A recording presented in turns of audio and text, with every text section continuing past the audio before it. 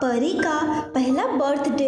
परी लोग की सभी परियां खुशी से रहती थी, पर उस परी लोग में कभी भी किसी भी परी का बर्थडे नहीं मनाया जाता था, क्योंकि रानी परी ने सभी परियों को उनका जन्मदिन मनाने से मना कर रखा था। एक दिन कहीं से एक परी लोक में आ जाती है। अरे ये कौन है? हमने पहले तो इसे इस परिलोक में नहीं देखा। चलो चल के रानी परी को बताते हैं। कौन हो तुम और हमारे परिलोक में क्या कर रही हो? तुम तो हमारे परिलोक की नहीं दिखती, फिर तुम यहाँ क्या कर रही हो? वो रानी परी, मैं दूसरे फोल्ड से आई हूँ, क्योंकि हमारे फोल्ड में आग लग गई थी और उसी आग में सभी परियां जलकर मर गई। बड़ी ही मुश्किल से मैं बच पाई और भटकते भटकते यहाँ आ गई। मैं बस यहाँ से जा ही रही थी। नहीं, क्योंकि तुम्हारे साथ इतना बुरा हुआ है, इसीलिए तुम हमेशा के लिए हमारे परिलोक में रह सकती हो। पर रानी परी, मैं यहाँ कैसे रह सकती हूँ? ये तो आपका परिलोक है। रानी परी और काफी परियों के काफी कहने के बाद वह परी वहीं रुकने के लिए तैयार हो जाती है। वैसे मेरा नाम साक्षी परी है, इसीलिए आप लोग मुझे साक्षी परी कह के बुला सकते हैं। फिर साक्षी परी उसी दिन से परिलोक के सारे काम करने लगती है। वह दिन रात सभी काम करती थी। कुछ ही दिनों में साक्षी परी का बर्थडे आने वाला था। आपके परिलोक में क्या बर्थडे मनाया जाता है? नहीं नहीं, बिल्कुल नहीं। रानी परी अगर बर्थडे का नाम भी सुन ले तो वो बहुत ही ज्यादा गुस्सा हो जाती हैं। पर ऐसा क्यों, वो तो पता नहीं। पर परिलोक में किसी भी परी का बर्थडे नहीं मनाया जाता है। वैसे ये सब तुम क्यों पूछ रही हो? क्योंकि हमारे वर्ल्ड में सभी परियां अपना बर्थडे बहुत ही धूमधाम से मनाया करती थी और कुछ ही दिनों में मेरा भी बर्थडे आने वाला है, इसीलिए मैंने पूछा। अच्छा मैं चलती हूँ, मुझे काफी काम है।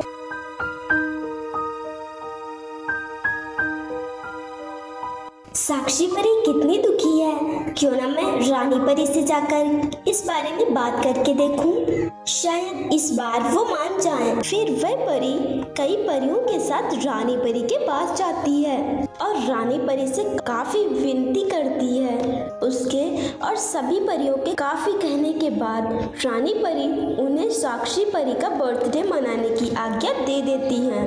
ये बात सुनकर सभी परियां बहुत ही ज्यादा खुश हो जाती हैं, पर यह बात साक्षी परी को नहीं पता थी। सभी परियां उसके लिए एक सरप्राइज पार्टी रखती हैं और केक भी बनाती हैं। फिर बर्थडे के दिन एक परी साक्षी परी के पास जाती है। साक्षी परी, तुम मेरे साथ चलो, मुझे तुमसे कुछ काम है। पर क्या, बता तो सही। चलो फिर बताती हूँ। साक्षी परी उस परी के साथ जाती है। पार्टी में पहुँचते ही ये सब क्या है और किसके लिए है? ये सब तुम्हारे लिए है। आज तुम्हारा बर्थडे है ना, इसीलिए मुझे पता है तुम अपना बर्थडे मिस कर रही थी ना, और तुम्हारे लिए केक भी बना है। फिर परियां केक वहाँ लाती हैं। इतना बड़ा केक भी हो सकता है? इतना बड़ा केक तो मैंने कभी नहीं देखा। मैंने तो सपने में भी नहीं सोचा था कि अब मैं अपना बर्थडे मना सकती हूँ। ये सब आप सबकी वजह से हो पाया है। Thank you so much. सभी परियां खुशी से साक्षी परी का बर्थडे सेलिब्रेट करती हैं। सो फ्रेंड्स, अगर आपको ये कहानी अच्छी लगी हो तो वीडियो को लाइक कीजिए और चैनल को सब्सक्राइब कीजिए।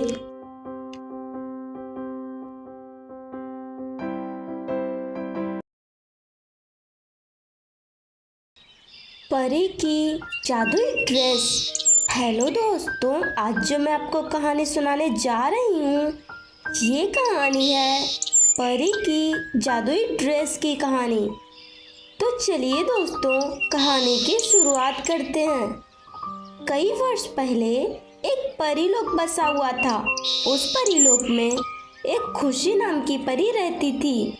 खुशी परी अपनी माँ के साथ रहती थी। उसकी माँ उसे बहुत ही प्यार करती थी। फिर जैसे जैसे समय बीतता गया, उसकी माँ का स्वभाव बदलने लगा। वह खुशी परी से नफरत करने लगी। जो पहले खुशी परी से बहुत ही प्यार करती थी, वो आज खुशी परी से सारा काम करवाती थी। ये माँ को क्या हो गया है? अब ये इतनी बदल क्यों गई हैं? पहले तो माँ मुझसे कोई भी काम नहीं करवाती थी। शायद समय के साथ सब ठीक हो जाए।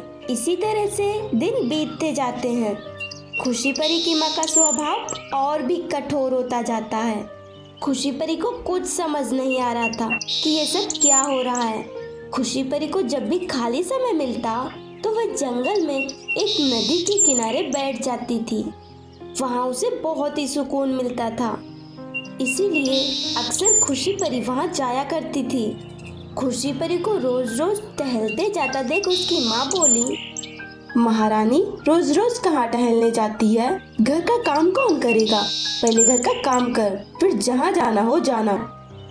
माँ मैं बाद में काम कर लूंगी, अभी मुझे जाने दीजिए। नहीं, पहले घर का काम फिर टहलना, समझी? आखिरकार खुशी परी को सारा काम करना ही पड़ता है। इसके अलावा उसके पास और कोई भी रास्ता नहीं था। वह घर का सारा काम खत्म कर लेती है और फिर अपनी माँ से कहती है, माँ अब मैं जा सकती हूँ? नहीं, क्योंकि अभी तुझे खाना भी बनाना है, इसीलिए जाकर चुपचाप खाना बना। समझ में आया? माँ मैं सुबह से काम कर रही हूँ, क्या हुआ है आपको? पहले तो आप मुझसे कोई भी काम नहीं करवाती थी, फिर अब क्या हो गया? आप तो मुझसे कितना प्यार करती थी, फिर आप कैसे बदल गई? अच्छा, तो तुम मुझसे जुबान लड़ाएगी?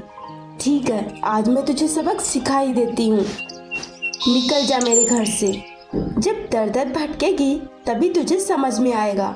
अब निकल जा यहाँ से।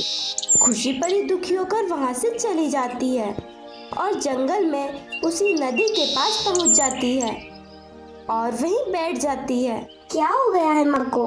काश वो पहले जैसी हो जाए।